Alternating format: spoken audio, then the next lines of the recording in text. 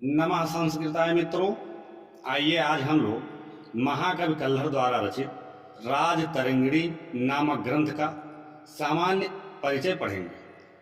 कवि का नाम कल्हड़, वास्तविक नाम कल्याण, पिता का नाम महामाती चंपक प्रभु या चड़पक। कल्हड़ के पिता कश्मीर नरेश हर्ष के महामाती या राजमंत्री थे।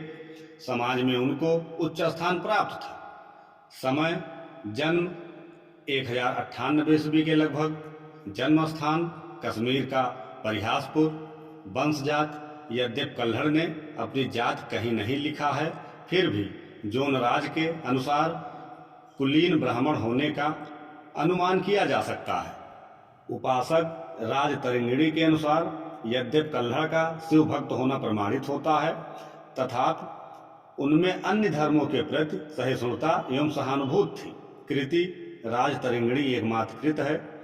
प्रिय छंद अनुष्ठुप। अन्य विशेषताएं: कल्हड़ ने वेद, रामायण, महाभारत, पुराण, काव्य, ज्योतिष, अर्थशास्त्र आदि का गहन अध्ययन एवं भारतवर्ष का पर्याप्त भ्रमण किया था। उनका भौगोलिक ज्ञान एवं सामुद्रिक ज्ञान भी अत्यंत प्रौढ़ था। कल्हड़ का देश प्रेम और कवित्व दोनों उच्च कोटि के हैं। राजतरंगिणी लिखकर उन्होंने दोनों ही क्षेत्र को एक महान अवदान दिया है। आश्रयदाता अलकदत्त राजाश्रय छोड़ने के बाद अलकदत्त की ही प्रेरणा से कल्हड़ ने राजतरंगिणी लिखा। रीत इनकी वैदर्भी रीत थी, शैली प्राय महाभारत जैसी। राजतरंगिणी का परिचय: लेखक कल्हड़। काव्य विधा: कल्हड़ ने स्वयं इसे कथा एवं संदर्भ कहकर उल्लिखित करते हैं। विभाजन 8 तरंगों में। श्लोक संख्या 7826। तरंग और श्लोक संख्या: प्रथम तरंग 373 श्लोक, द्वितीय तरंग 171 श्लोक, तृतीय तरंग 530 श्लोक, चतुर्थ तरंग 720 श्लोक, पंचम तरंग 483 श्लोक, षष्ठ तरंग 368 श्लोक, सप्तम तरंग 1732 श्लोक, अष्टम तरंग 3449 श्लोक। सर्वाधिक श्लोक संख्या अष्टम तरंग में है। कुल श्लोक संख्या 7826। उपजीव नीलमत पुराण एवं 11 अन्य ऐतिहासिक ग्रंथ। इसके अतिरिक्त भी कवि ने राजा के अभिलेख, प्रशस्ति पत्र एवं वंशावलियों के देखे जाने का भी उल्लेख किया है।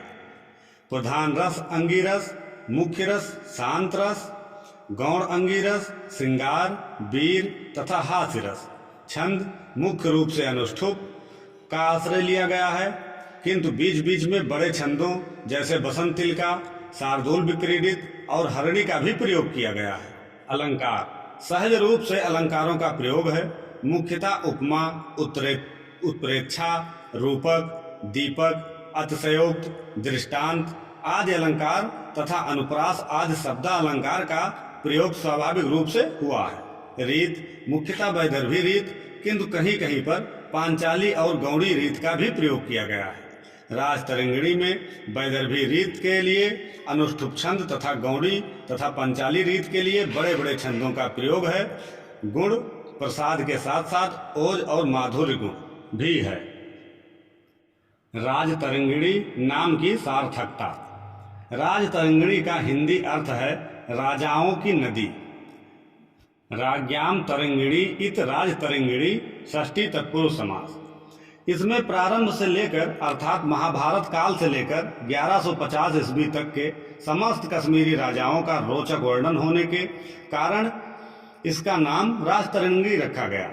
हजारों वर्षों के ऐतिहासिक राजाओं के प्रत्यक्ष प्रमाण के रूप में राजतरंगिणी नाम अत्यंत समीचीन है। राजतरंगिणी का मंगलाचरण: भावार्थ: अलंकार स्वरूप सर्पों के फड़ा मंडल में विद्यमान रत्नों की दीप्त से देव्यमान एवं मुक्त जनों द्वारा आधारित शिव रूपी कल्प तरु को नमस्कार है। इसमें नमस्कारात्मक मंगलाचरण है।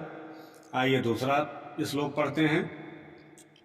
तृतीय नेत्र में स्थित अग्नि की लपटों तथा केसर के तिलक से सुशोभित ललाट युक्त एवं केल करते हुए, सर्पों के चपल मुख तथा झूलते हुए कुंडलों से शोभायमान, कानों वाला, समुद्र से उत्पन्न अथवा शंख की दीप्त से निर्मल कंठ की शोभा से संपन्न वृष के चिन्ह से चिन्हित, उत्तम कंचुकी से आवृत, वक्षस्थल एवं आधी देह से नर और आधी से नारी का वेश धारण किए हुए शिव जी का दाहिना अथवा वाम भाग आप लोगों का कल्याण करे।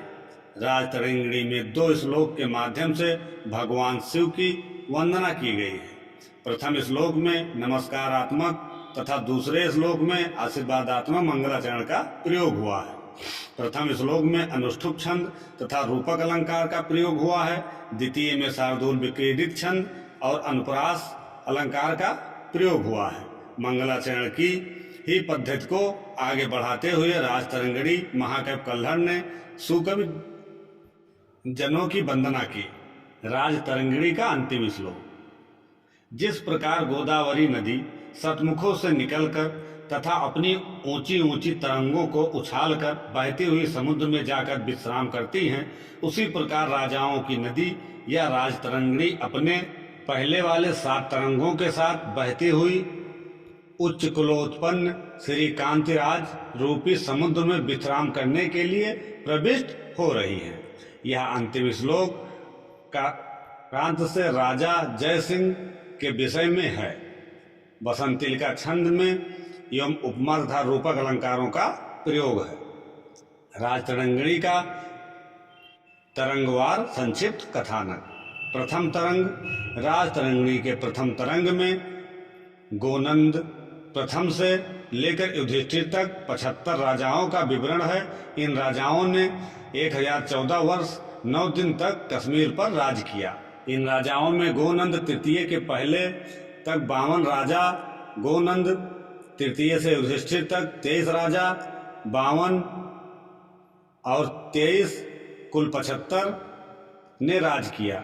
प्रथम तरंग में गोनंद तृतीय से पूर्व केवल 19 राजाओं ने नामों का वर्णन है। शेष 33 राजाओं के नाम अपर्याप्त हैं। द्वितीय तरंग। पूरे राजतरंगिणी में द्वितीय तरंग सबसे छोटा है। इसमें सिर्फ 171 श्लोक हैं। इस तरंग में कश्मीर के 192 वर्षों के कुल 6 राजाओं के कार्यकाल का वर्णन किया गया है। तृतीय तरंग। इस तरंग में गोनंद वंश के अंतिम राजा बालादित्य तक 10 राजाओं के 536 वर्षों के राज्यकाल का वर्णन है। चतुर्थ तरंग। इसमें 260 वर्षों तक राज्य करने वाले 17 राजाओं का इतिहास निरूपित है। पंचम तरंग। अवंती वर्मा के राज्यारोहण के साथ उपथ वंश के सूत्रपात का वर्णन तथा कल्पपाल वंश, संकट वर्मा, सुगंधा देवी और शंकरवर्धन ने राज्यकाल का निरूपण है। इस तरंग में 83 वर्ष तक 4 माह के शासनकाल का वर्णन है। षष्ठ तरंग। इसमें 10 राजाओं के 936 ईस्वी से 1003 ईस्वी तक अर्थात 64 वर्ष 8 माह 15 दिन तक के कश्मीरी राजाओं का विवरण दिया गया है। सप्तम तरंग। इस तरंग में कश्मीर के 6 राजाओं के 98 वर्ष सन 1003 से 1101 ईस्वी तक के समय का चित्रण है। ये 6 राजा उदयराज के वंशज हैं। अष्टम तरंग। यह तरंग राजतरंगिणी का सबसे बड़ा भाग है। इस तरंग में सातवाहन वंश के उच्चल, सुसल, भिक्षाचर और जय सिंह आदि राजाओं की जीवन गाथा तथा कृतियों का प्रत्यक्षीकरण कराया गया है। तरंगिणी के कुछ महत्वपूर्ण तथ्य। राजतरंगिणी एक ऐसी रचना है जिसे संस्कृत के महाकाव्यों का मुकुटमणि कहा जा सकता है। राजतरंगिणी के समस्त राजा कश्मीरी हैं और स्वयं भी कवि कश्मीरी के ही निवासी हैं। राजतरंगिणी में वर्णित समस्त राजाओं में प्रथम राजा गोनंद प्रथम तथा अंतिम राजा जय सिंह है। राजतरंगिणी के पूर्वार्ध की अपेक्षा उत्तरार्ध भाग अधिक प्रमाणित है। एक ही ग्रंथ में इतने सारे राजाओं को ऐतिहासिक वर्णन प्राप्त होने के कारण कल्हड़ विदेशों में भी आदरणीय है। महाभारत से लेकर सन 1150 ईस्वी तक के कश्मीरी नरेशों का इतिवृत्ति तथा चित्रांकन हुआ है। राजतरंगिणी के प्रारंभिक 6 तरंग छोटे हैं तथा अंतिम 2 बड़े हैं। जिसमें 8वां तरंग सर्वाधिक बड़ा है। आरंभ से लेकर 812 ईस्वी तक के राजाओं का वर्णन बिना तिथि, किंतु 813 814 ईस्वी से तिथि क्रम का स्पष्ट उल्लेख कल्हड़ ने किया है, जिसमें 8वां तरंग, जो कवि की स्वयं आंखों देखी और अनुभूत घटनाओं का प्रमाणिक लेखा जोखा है। राजा हर्ष के उत्थान और पतन का विशद विवरण भारतीय इतिहास का एक महत्वपूर्ण अध्याय है। कल्हड़ ने हर्ष का रोमांचक इतिहास 1400 पद्यों में लिखा है। यह अंश उनके समय का न केवल कच्चा चिट्ठा बल्कि एक विराट महाकाव्य भी है। कल्हड़ ने राजतरंगिणी की रचना 1149 ईस्वी में प्रारंभ करके इसके अगले वर्ष सन 1150 में पूर्ण की। इसके लिखने के समय कश्मीर में जय सिंह का शासन था। राजतरंगिणी में लगभग 2500 वर्षों का कश्मीरी इतिहास है। इसमें 400 घटनाएं तिथिक्रम से युक्त हैं। कल्हड़ ने किसी राजा का वर्णन पक्षतापूर्ण नहीं किया है, बल्कि राजाओं के गुणों के साथ दुर्गुणों का वर्णन भी न्यायाधीश की भांति समान रूप से किया है। राजतरंगिणी परंपरा। इस राजतरंगिणी की परंपरा को जोनराज ने आगे बढ़ाया, जिनसे जय सिंह के पश्चात के राजाओं का वर्णन है। जोनराज ने अपने समय के राजा जैनुल अब्दीन 1419 से 1470 ईस्वी तक के इतिवृत्त को बनाए रखा। इनकी राजतरंगिणी को जोनराजकृत राजतरंगिणी या द्वितीय राजतरंगिणी कहा जाता है। इसके बाद जोनराज के शिष्य श्रीवर ने इसको क्रमिक रूप से चलाया। जोनराज की मृत्यु 1459 ईस्वी में ही हो गई। इनमें श्रीवर ने जैनुल आब्दीन 1459 से 1486 तक का वर्णन किया है। यह तृतीय राजतरंगिणी है। इसके आगे इस परंपरा को शुक नामक कवि ने बढ़ाया और सन 1596 ईस्वी तक चित्रण किया। यह राजतरंगिणी का चौथा प्रवाह है। राजतरंगिणी परंपरा के सभी कवि कश्मीरी ही हैं तथा शुक कवि के पश्चात यह परंपरा अवरुद्ध हो गई। मित्रों, आज के लिए बस इतना। मिलते हैं फिर अगले वीडियो में।